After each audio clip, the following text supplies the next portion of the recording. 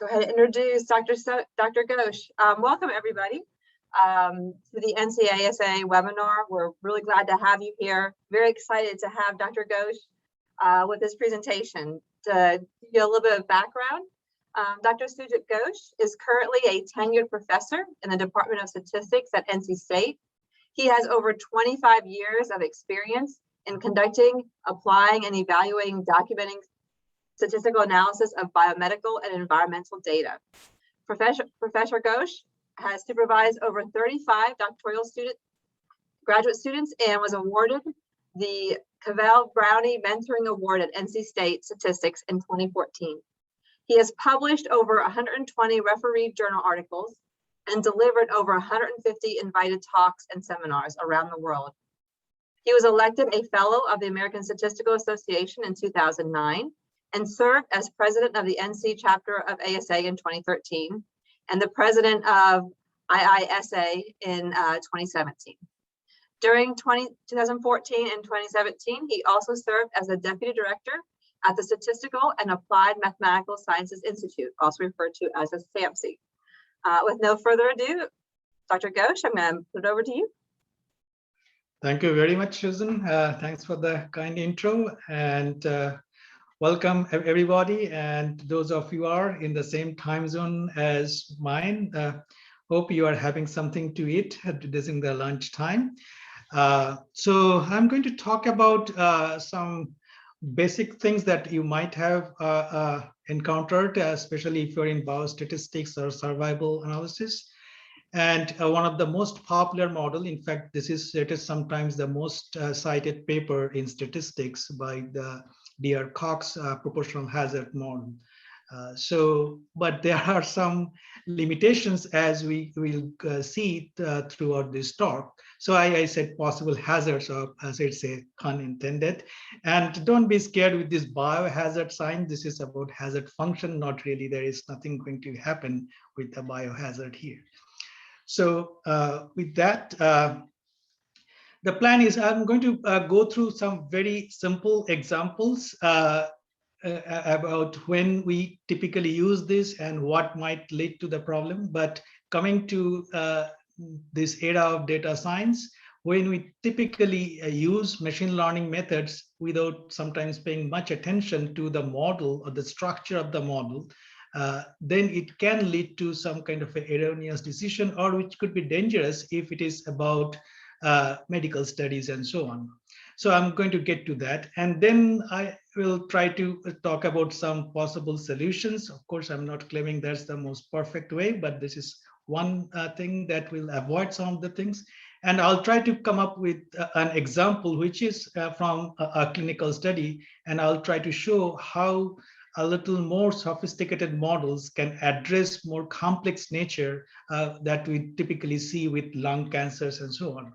So that's the plan. And given this is a webinar, if you have questions, I don't actually mind if you ask questions. If you put that in the chat, I'll try to add to that, answer to that, or maybe I'll kind of wait towards the end. So without further ado, let's begin with the very simple example. We have two groups of patients which are diagnosed with advanced gastric carcinoma.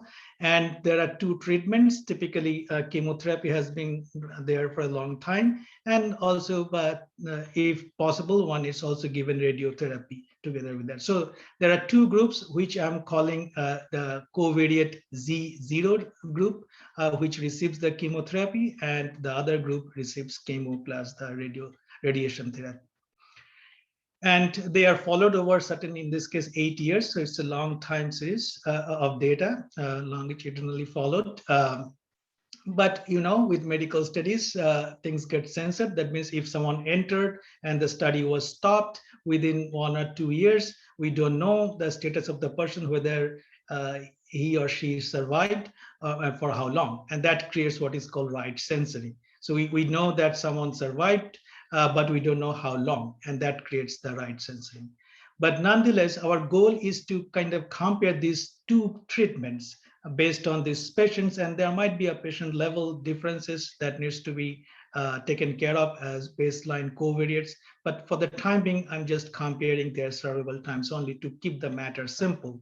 Even in this case, I think the modeling matters. So the main idea, if you want to see the punchline, you will see is that when you are doing some kind of a model selection, or variable selection or things like that, the assumed model has substantial effect, which may have been overlooked. So let's see if I can convince you about that. So to put something into the notations, it helps. So I'm going to denote by, I think you possibly can see that when I move the mouse. So T is the time to cancer remission from the study entry. And so there are two groups. So we are looking at their survival times. What is the chance that someone will survive beyond T days or something like that if they're in group 0 versus if they're in group 1? Simple enough. So our goal is to actually compare. So now it's a function that we are trying to compare.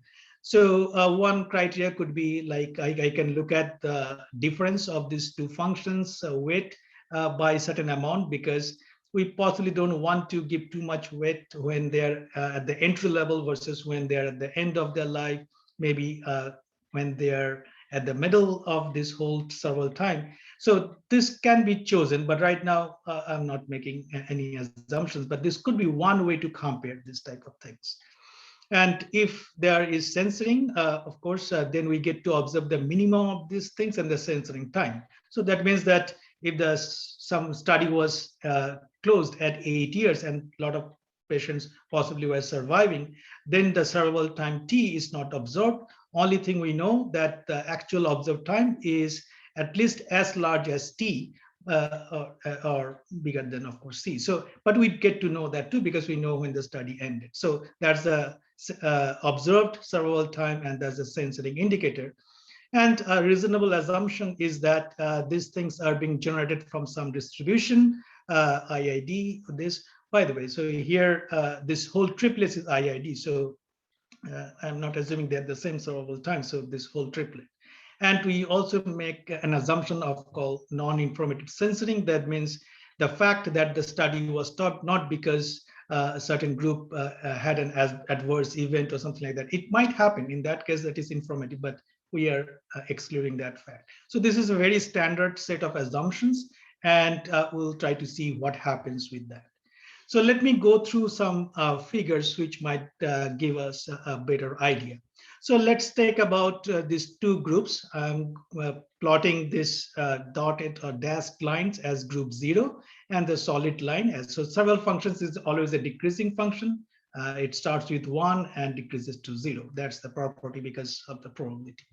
So in this case, suppose I look at what is the chance someone will survive beyond 500 years. So it comes about something close to say 0.18, 18%. But if you are on the group 1, then that probability is more than 40%. So clearly here, those who are in group 1 are doing better, at least if I'm trying to look up at 500 days of survival. But of course, if I pick another day, I mean, these things are changing. But if this is a situation that one completely dominates the other, then here it's a clear winner that group 1, you are better off. So if I have to take that treatment, possibly I'm better off in the group 1 versus group 0. All right, so there is no problem with this one. How about this? There are possible scenarios that you take this one and sometimes it is good. So group 1 is still doing good. It may be up to about 100 days, but then it suddenly drops. But the group 0, so in this case, let's say the chemo group, they started fairly, I mean, the survival probability is less, but after a certain time, it completely dominates. Now, if I ask you which group you would like to, or if your loved ones or your family members are given these choices, which treatment actually you are going to choose? The answer will now depend. But this is a realistic thing. I mean, for example, why this can happen if you are in radiation plus chemo. Initially, they are doing well, but it becomes so toxic because these are actually, all these chemo radiations are treatment, but they are very toxic. You possibly know that. So in that case, it will drop after. So it will sustain very well, but then it becomes so toxic, the patient will not tolerate that kind of thing, and they possibly might die, or they will not see the improvements that they initially observed. So this is definitely something that is realistic. It's not just cooked up example. So in this case, how do we actually measure, or can I still use this proportional hazard and so on? We'll get to that. And suppose I am in this situation. Well, in this case, again, the group 1 dominates, but well, at the very end, after about 500 or so days, it goes below. But do we really care? Because by this time, the probability of surviving has dropped below something like 10%. Of course, I mean, it's a psychological thing. I mean, 10% survival probability could be good if it's one of my family member. I still would like to see that. But now, how do you decide which treatment is better? Or if you are asked these questions, if your family member, unfortunately, is suffering from certain things, and they are given these two choices, and you are shown this graph from historical data, which one are you going to select? Well, but let's now talk about the model. So keep those three examples in mind: the complete dominations, no problem in selecting one, the crossing in the middle, and then there is a little bit of a problem, and crossing at the very end possibly doesn't matter. So keep those in mind while we go through these models that are typically used in medical studies or reliability theory. And so this may not be always in biostatistics. There is a whole branch of reliability theory in engineering that are also applicable to this type of models. So what is proportional hazard model? So first of all, you define a hazard function like this. So it is kind of roughly the probability that someone will survive in a small interval of time, given that they have survived up to time t. So that's the probabilistic interpretation. But proportional hazard, this was the ingenuity of Sir David Cox, who said that, well, maybe one assumption we can do is that the hazard functions are proportional. That means the two groups differ, but their ratio remains constant. So over all the time, the ratio of the hazard functions remains a constant, and that's why the name proportional hazard. But equivalently, because hazard function and survival functions are linked by a functional relation, you can express this equivalent. So this statement and this statement exactly the same, but I'm just putting that because it will actually help, because I showed you survival function, not the hazard functions. So to keep in mind what is going on. And it is accelerated failure time is given by this other set of time, because it gets accelerated by this amount eta, which is a positive number. So it is kind of how long you would have survived if another group started later or earlier, depending on eta bigger than 1 or less than 1. And proportional odds is another one. But one thing mathematically, this is not, now it is no interpretation. So there are only three possibilities, right?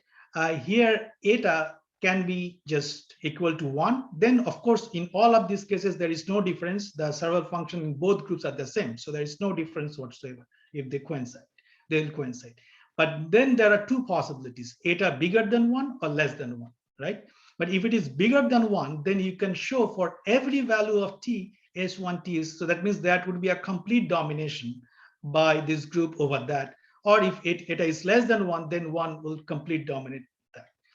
What it tells you that the two possibilities that I just showed you before, this one and that one, these two things can never be captured by any one of these models.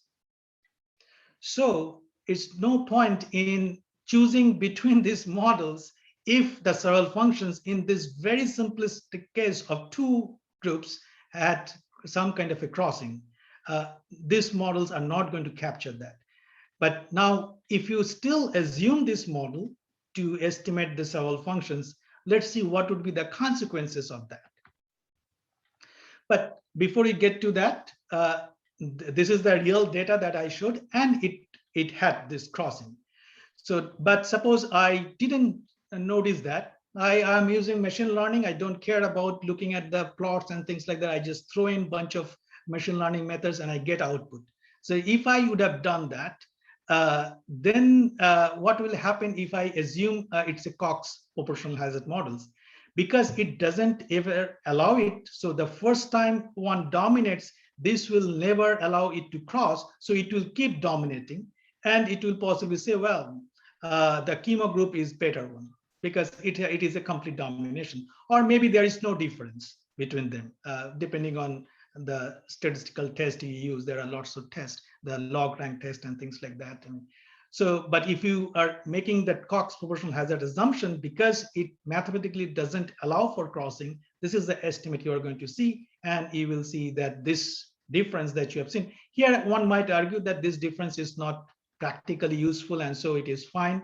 But nonetheless, if that was crossing the earlier ones, for example, if it was this scenario, if it was this scenario, do you think that would have been a good thing or not? So I'll try to simulate. So my point is that be aware of this type of hazardous assumption about the proportional hazard. So be aware of the assumptions you are making, especially in this type of nonlinear regression models. So let's try to look at some of these things in simulated scenarios, because then we can have a thing. So what I have done, I have just sampled some several times from a log normal distribution, the simple thing. And I sampled the sensing variables from an exponential distribution. Then I create these things. So you can actually do this by using R. You just create your own. And then I chose certain parameters. So the graphs that I've shown you actually are based on some of these simulated cases. So, and then I'm going to compute the Kaplan-Meier estimate, because in this case, there are two groups, so I can afford to do that. And I'm also going to assume proportional hazard and then also estimate the several functions because of the relation I have here. If I do that, then, so for example, this is the situation in the first case. So there is a, so this is that ground truth. But if I assume Cox proportional hazard, it will conclude there is no difference between these two groups, even if we see a significant difference after crossing, but because there was a little domination here, somehow they will conclude that, I mean, if you do a pH model-based test of the difference between two groups, you will conclude there is no difference. But do you really believe that after looking at the truth? Well, if someone is a little more careful, will possibly do a hypothesis test for the pH assumption itself. In this case, they will catch that. I mean, it will reject that this is not the case. And but if we fitting the Kaplan-Meier estimate, it actually catches exactly that's what is supposed to. So that's a good solution, at least in this two sample case.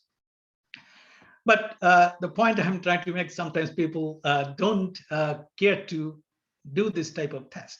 But even if you do that, there might be another situation. So suppose now there is a complete domination, but this distribution is generated by an AFT model, accelerated failure time. So this ground truth was generated by that model.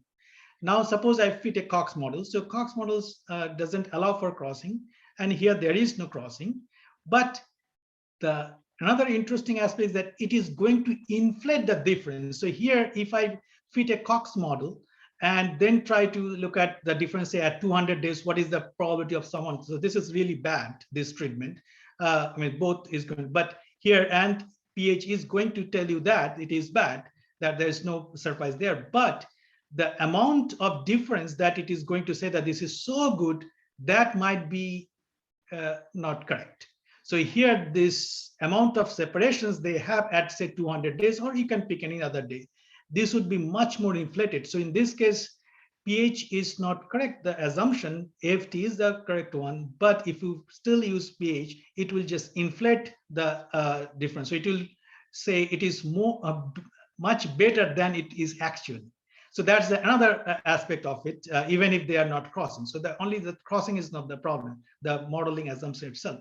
And in this case, the pH will not be even rejected. So if you use the typical pH tests that are available in SAS or any other software based on this kind of log rank, I mean, there are assumptions there. So, I mean, if you assume this beta T, I mean, coefficient, I'm not going to get into the technicalities of that yet. But if you feed a chem, in this case, it is going to depend, I mean, detect that, and this estimate at this point sounds reasonable. So you can see the two sides of the coin. Here, pH is definitely not satisfied, and it detects no difference when there is a good amount of difference. Here, there is a difference, there is a complete domination, but it kind of overcorrects the fact that it will detect much more than it is actually. So I hope by these examples, I have convinced that one has to pay attention to this type of assumptions. So more generally, it is not the case that we just have two groups and they all match in other baseline covariates. So now suppose there are vector valued covariates. So that means there are tons of things that you are measuring, blood pressure or cell type, and a lot of things that one get measured when you go to doctor's clinic. And I want to put all those things into my model now. But then our goal becomes to estimate the conditional survival function given the vector of covariates. And then it will proceed exactly similarly that we did. So the simple case I did was Z was just one Z taking 0 and 1, but now it's a vector of things which could include indicator functions or continuous values, whatever it is, it can do that. And then there is the natural extension of these things to all of these models. So the proportional hazard would be modeled by something like this. Again, this function has no T, so that makes the ratio of the hazard function, this H naught cancels, which gives beautiful math. But what are the consequences of that? But not only pH, so the point is not just pH. The reason I said pH, because it's the most popular one. All other models like accelerated failure time, proportional odds, or much more general, which kind of encompass all these three are called time transformation model. I actually worked on some of this before, which can be written more generally like this. Some unknown function of T is some function of the covariate plus error. One can show that all of these models can be actually written in this sense when you are going to estimate that this function G, which is a monotone function. But no matter what you do with all of these models, including this very grand model, time transformation model, none of this is going to allow for crossings. So just because a pH was rejected, I have seen a lot of people, well, let me use AFT model and get done with that. It's not going to work. If you use proportional odds, that's not going to work. If you use time transformation, that is not going to work. So we need to develop more flexible models. I hope that convinces you.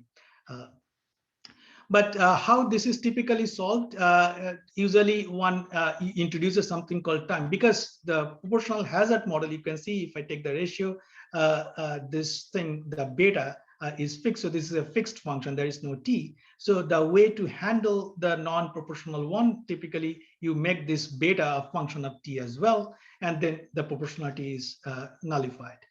But I'm not sure that's a very good approach. I mean, this beta T, I mean, basically it's kind of stratifying the populations of the covariates into different things and then fitting that.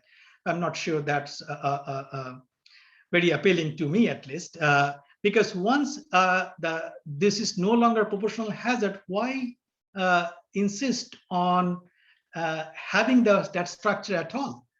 I mean, the reason David Cox used that because it actually solves the very beautiful math problem in the sense that you don't actually have to estimate the baseline hazard and you can still get the estimate. But if that is gone and you are making beta as a function of T, no longer those type of partial likelihood theory and other things are going to work that well. Why insist on that particular structure at all? So there have been other attempts, something called hazard regression, HRE, we're going to talk about that, and so on. But before we move on to the possible solutions that we came up with, along with a couple of students that I worked with in the past, let's begin with this time transformation model, which I actually worked with one of my former postdocs. Is currently assistant professor in South Carolina, Alex McLean, and we actually come up with how to estimate this type of models. But we already know, theoretically speaking, this also has the same caveat as any other models, but this is a general enough. And the estimated G of the selection can, so now my question was that whether if I assume this model and now I use some kind of a lasso or some adaptive lasso, elastic nets, things like that. I mean, there is this GLM net, which actually allows you to fit the Cox model with lots of covariates as the baseline.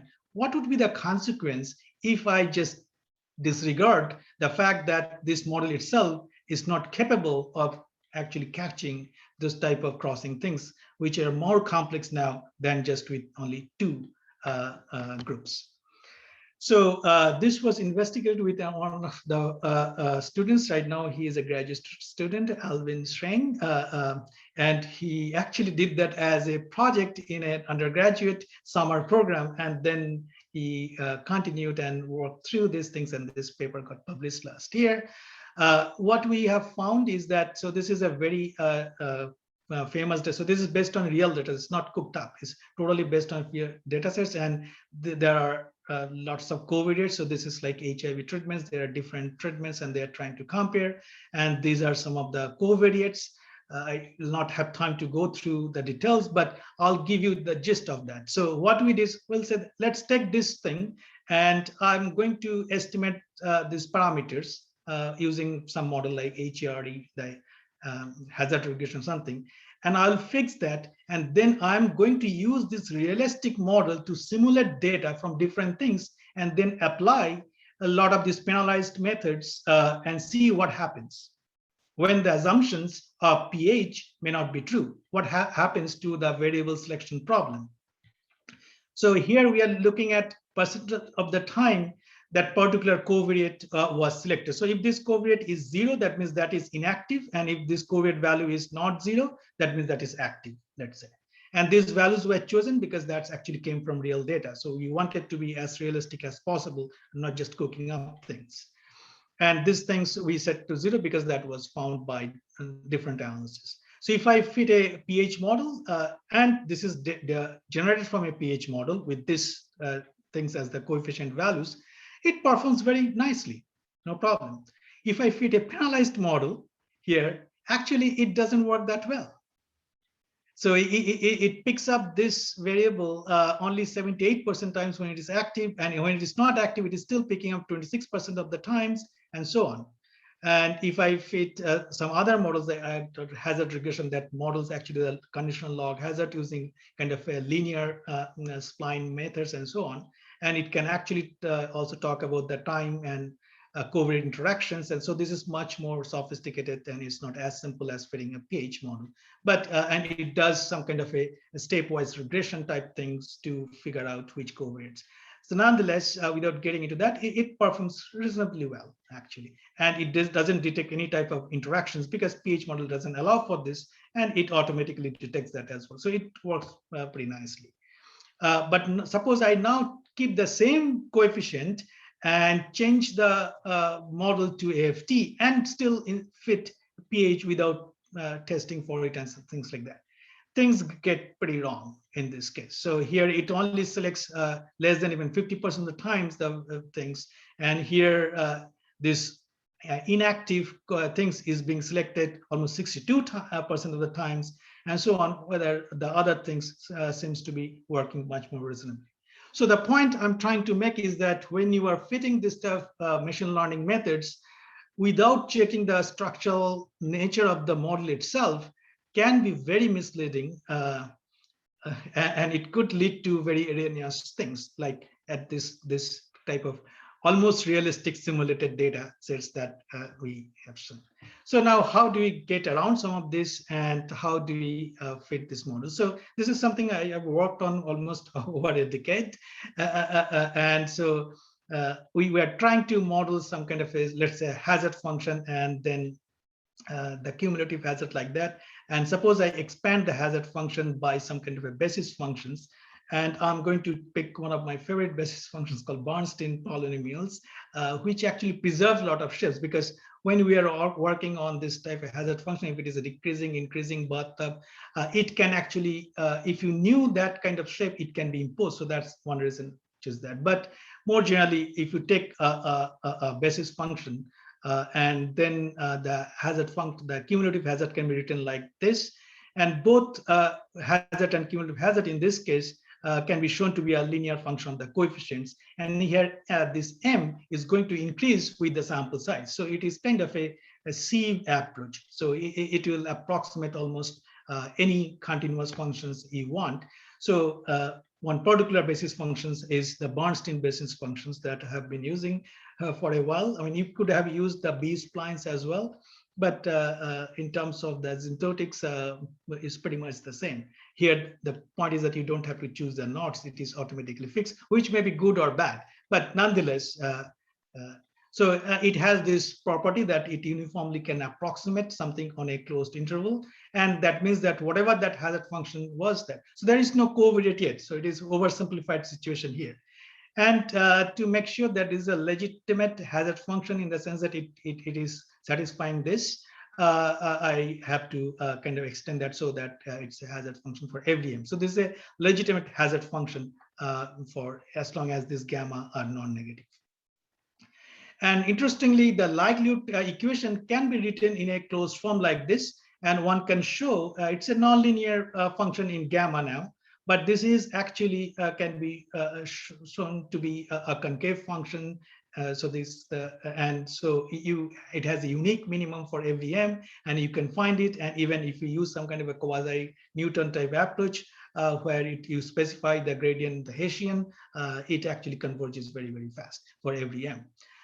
So that solves the problem if you had no covariate. But if you had covariate, so suppose something like the two group example that I just discussed, then you can actually expand like these things. And interestingly, you will see that the log likelihood function can be written exactly in the same format with, I think, larger dimension of gamma, but with the same format, so it will have the same property as without any covariate. So this was the log likelihood function, and I mean, by taking derivatives and so on, you can show it is a concave function. So it will, I mean, it will have a unique global optimum value. But interestingly, if there are covariates like that, you can still show it has the same form. And not only that, if we have both continuous and categorical covariate, you can do that. The problem with this is that the dimension gets larger, but now we are handling this type of things routinely when the dimension of the parameters are much larger than the sample size, and it will soon lead to that because of this type of things. But interestingly, the future information can be actually calculated in closed form. So everything is almost in a closed form. So computationally, it is very efficient. It will have a global optimum, and we can use some of the fastest kind of optimization methods to find this type of things. So now, what about some of the theoretical properties? But before I get to the examples, so here that gets a bit tricky in the sense that what type of convergence one would try to prove. So, but if I take some kind of what is called Hellinger distance, so the way we are viewing this thing, these are hazard functions. So every hazard function determines a unique probability, a density function, or a Searle function. So I am measuring the difference between these two groups by a Hellinger distance. That means that the distance between the induced density functions, and that's the notation here. It is. I'm not going to bore you too much. It's during lunchtime with theoretical, but just to make sure that the things that I'm talking about actually has some theoretical guarantees. So here, so now to prove something, you have to assume something. You don't get, I mean, there is a concept called free lunch, but I don't believe in that. There is nothing free lunch. You have to pay for something. So here the pay we are doing is to make some assumptions. So if I make certain assumption, at least that's the best we could do at that time. If someone is much smarter than we have done, possibly can relax this. But this is fairly minimal assumptions. Having a continuous hazard function and its derivative. So if you have a smooth hazard function, well, bounded below, well, this is possibly not always true, but anyway, this is on a bounded interval and things like that. So there are certain assumptions. I'm not trying to hide anything. And then these are called method of sieves. That means as you expand the space of functions that is going to approximate, it is going to exhaust the space of that function that is expanded by the assumptions that have made. So one can show what is called large sample consistency in this case, that this Hellinger distance, this is a very strong convergence. It is saying not just the parameter estimates, the induced probability distributions, the difference between them in terms of Hellinger distance goes to zero. So it's and almost surely. So it's a pretty strong. And not only that, we can also show like at what rate. And that depends on this. So this is not a kind of rate adaptive type of estimate. So it has its own caveats. And possibly someone who are listening to this talk, if you are theoretically minded, you might want to take up on these things and relax this, get a much better results than we could have done almost a decade ago. So let me show you some of the numerical results. So now that we are out of this type of proportional hazard or something, so I cannot just compare the parameter estimates like beta and something, because I mean, we are not in that framework at all. So one way to do that is to compare the solve function up to some time. And here I choose this tau in a way such that the probability of survival is less than even 0.1%. So no one is going to talk about what happens to that several times when the chance is very, very small. So that way there is a finite thing here. And that's the way I have chosen. And then we are going to simulate data and try to see what the implications are. So if I fit, this is a no covariate case. If I just fit the same models that I've shown, in this case, looks like that this is the BP and the Kaplan-Meier, and they perform almost similarly. But if I look at, for each simulated case, if I look at how many times the BP had the smallest integrated absolute error. So I'm looking at the measure of like the smaller, this is the beta that method, right? So here I'm just looking at out of the number of simulations we have done, how many times the BP had the smallest one. So in this case, overall, I mean, so this BP, the Bernstein polynomial provides a smooth estimate. So it performs much better than a discrete times. I mean, all of these things are consistent and so on. So there's no problem in theoretical, but in terms of numerical performance, this is what's going to happen. So now let's get to a regression setup. And suppose I now generate a sample from this. And for complication purpose, suppose I take this function to be some kind of a non-linear function, not a linear one. But suppose I fit a linear one. So this is another aspect. So if I fit a AFT, and I assume a wrong functional form for this new function, that can seriously affect the thing as well. But in this case, we could show that across different sensing percentage, it could be as high as even 50%. The median IAE times 100 turns out to be this, and the smallest IAE achieved most of the times. The HARE, that this is actually our package available as well. The hazard regression package, we use that, but all the time this seems to be performing better for this class of models. I mean, here you can see the AFT is the correct model, but the mean specification form is linear when it is not. Then AFT actually is even worse than PH. So PH is not correct assumption, but even in this case, the AFT structural assumption is correct, but the mean function specification is a cost function like a nonlinear function, and we assumed it's a linear. So that's the reason it is bad. But this is another consequence. So one has to be aware of this type of consequences of making structural assumptions when you are doing. So the caution is that, well, be aware of the assumptions. So that's a big message. When you are doing machine learning, I mean, taking a linear model and then fitting lasso, adaptive lasso, elastic net, you name it, and then concluding something without actually verifying somehow or checking somehow that the model assumption, the structural assumption of the model could have been wrong, could lead to disaster. So 800 BPR, don't try to call this number, it doesn't exist. The BPR stands for Bernstein polynomial regression, HARE for the hazard regression. I don't think this number actually, I don't know, I haven't called that. Anyway, so let me end up with a very realistic thing, and this is for Veterans Administration. This is one of the famous data sets that are even available in R. The reason we picked that anyone can replicate our things with this data.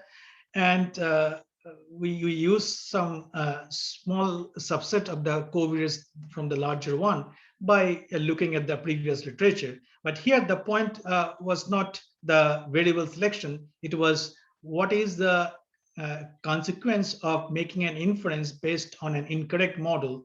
And sometimes just declaring one treatment is bad overall may not be a good approach. It depends on the type of patients and their characteristics. In this case, the character would be cell types.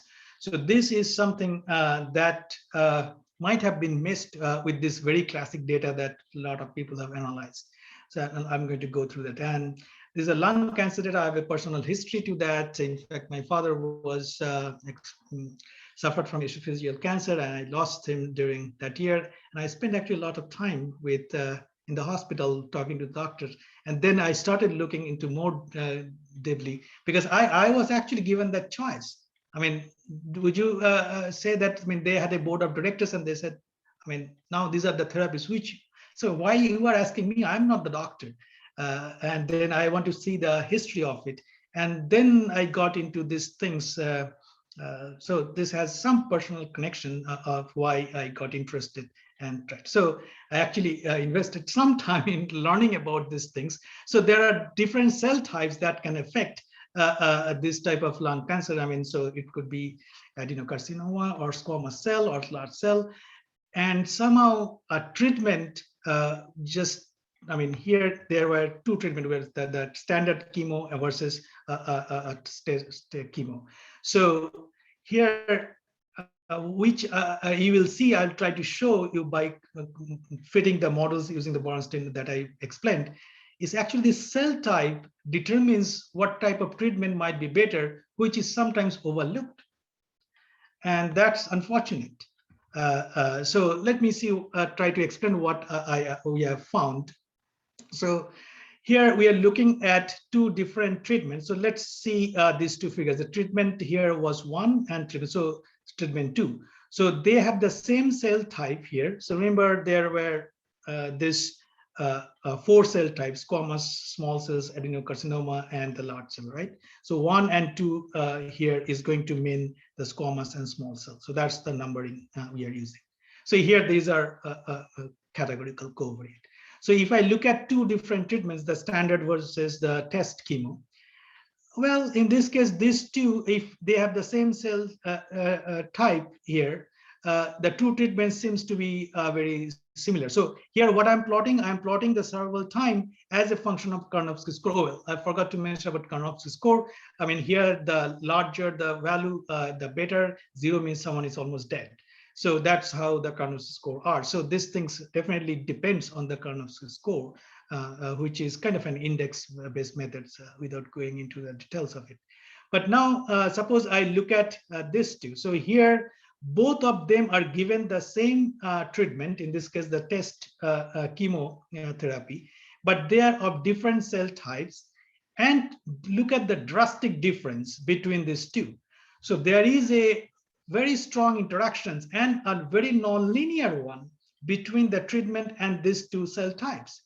And here, I mean, if I was not doing this type of models, which would have obeyed that kind of separations across all covariates, I think it would be misleading. And in this case, I mean, between these two, here they have the same treatment, but different cell types, but there is not such difference. So here, the two treatments act differently depending on the cell types. I mean, so here they have different cell types, same treatment, no difference. Here they have same treatment, different cell types. There is a very strong difference between the survival probabilities, right? That means that's exactly so. So that's what I'm trying to see. I mean, unless we actually make our models more flexible and make less assumptions, we will not be able to see this type of kind of very nonlinear but still smooth type of interactions that are going on, and we would have missed that. But now if I look at another one, so there are 4 cell types and the 2 treatments. So in this case, again, they look similar, but see, look at this, the cell type 3 and 4, but they are in the same treatment group, the test chemo group. There is a drastic difference there. So I hope the things that I mentioned before is not just of mathematical curiosity of which model is flexible and so on, but unless we allow for those kind of flexibility, I think we are going to miss these things. And if we just apply this type of treatments without disregarding the type of interactions of the cell types, it is well known in medical community about the role of this type of cell types on the lung. That's not a new thing, but the impact of that, or the interaction with the treatment and how it affects someone's survivability probabilities, I think is less explored.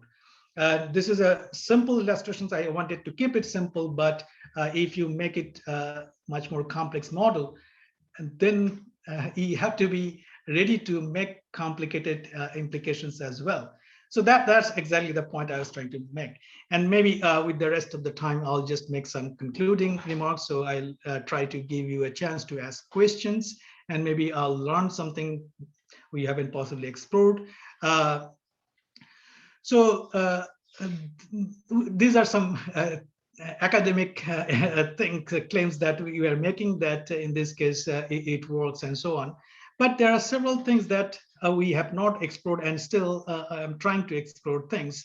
I mean, so the main idea is that what's the impact of the structural assumption of the model on variable selection? So that is something that I'm interested in.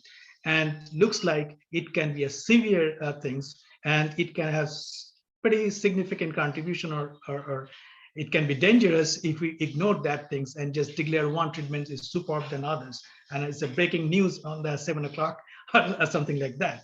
So since then, I have been putting some time, and all this treatment I see, I believe that with a grain of salt, because they might not have scratched the surface of what is going on with the interaction of the biology. So not including the biology of the cell types and so on, and just blindly applying machine learning methods can be dangerous, especially for biostatistics. So, but if you are theoretically interested, you will see that we have made some certain assumptions. So the question is that how do you develop a method that allows you to choose? So here I'm just picking some value of m and fitting. So this may not be the best way. Is there a way to extend this? So we haven't actually extended this type of models that the Bernstein and the H for a very high dimensional one that includes some kind of interaction with the time and the covariates and so on. There has been some nice recent work, and this is something I have been interested in lately. Although we talk about lasso, adaptive lasso, elasticness, and so on, so those are kind of, I think it's a theoretical solutions to solving that problem. But sometimes there are natural constraints on a parameter which have physical meaning, and sometimes like just non-negativity and things like that, that comes naturally. I mean, I don't have time to go into that. There was a nice paper. It says that this oracle inequalities of sign constant. So if you just have no constant like the penalized things, just sign constant without any penalty parameter, one can show that it can actually achieve some kind of theoretical properties that is achieved by lasso and so on. Although those are, I think, theoretically motivated, but some of this constant ones. So I just published a paper on GLM where the constants can be any in linear equation, and that actually comes from some econometrics applications, or it can come from some kind of, I think, nuclear power plant. So those are those constants that that we put in these models are not because I want to prove something theoretically, but rather that is necessary to make a physical interpretation, or comes from the physics, biology, and things like that. So I think the next kind of challenge is to incorporate those type of constant in these models that are motivated by real physical, biological, econometric applications, and then deal with that. And I think that would be a better approach than just assuming something to solve optimization problem. So with that note, I think I'll stop here. And these are some citations if you are interested, and if you cannot catch this, I'll send me an email. I'll be happy to say that. So I'll remind of you this caution about structural assumptions that goes into a model. Even in linear model, if the model is heteroscedastic and the variance changes with the covariates, I can show with simple examples, it will be disastrous if I apply lasso and things like that, when some little things are just tweaked to change in the model and because of physical reason. With that note, thank you very much for your attention, and hope you have finished your lunch. And if you have questions, please do ask me.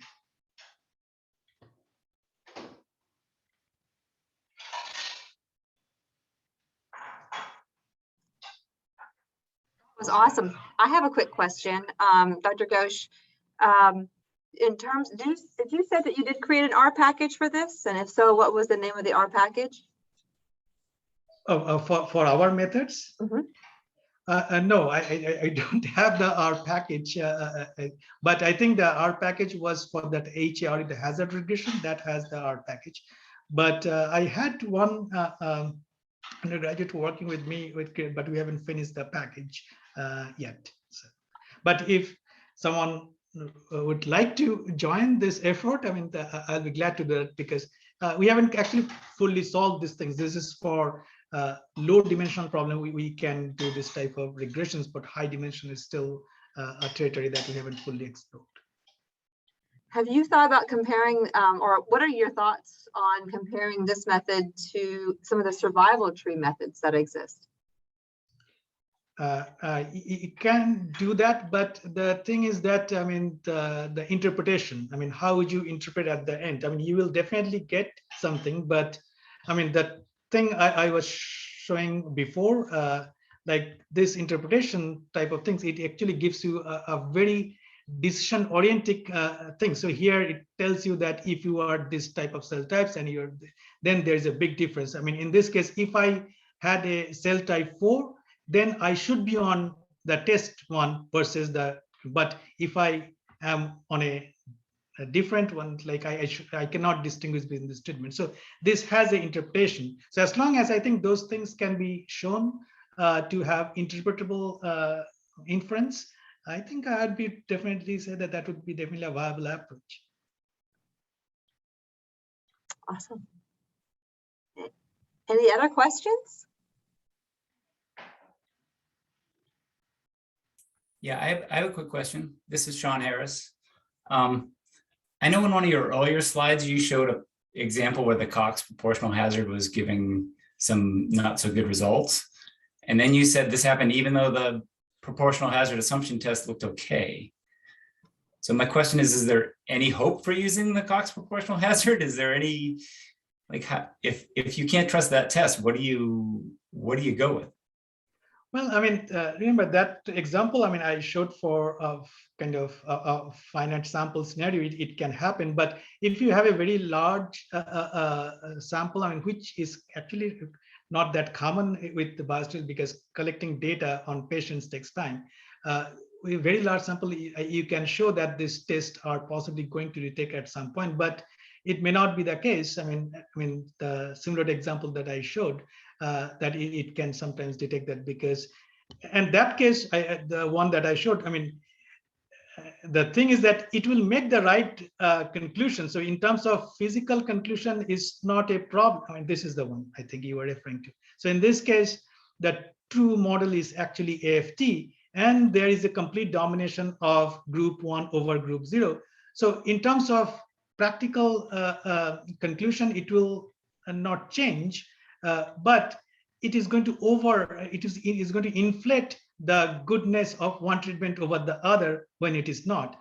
And the Cox pH tends to do that, because I mean, in this case, the modeling is not proportional hazard, it is accelerated failure time, so it doesn't obey that type of thing. So yeah, there are this type of situations. I mean, I'm not saying that, I mean, just abandon the pH model altogether.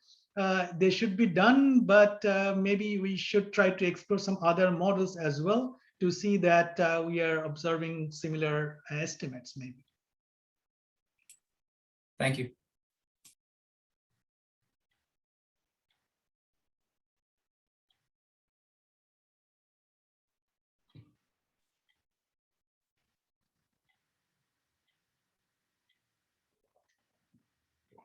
Any other question?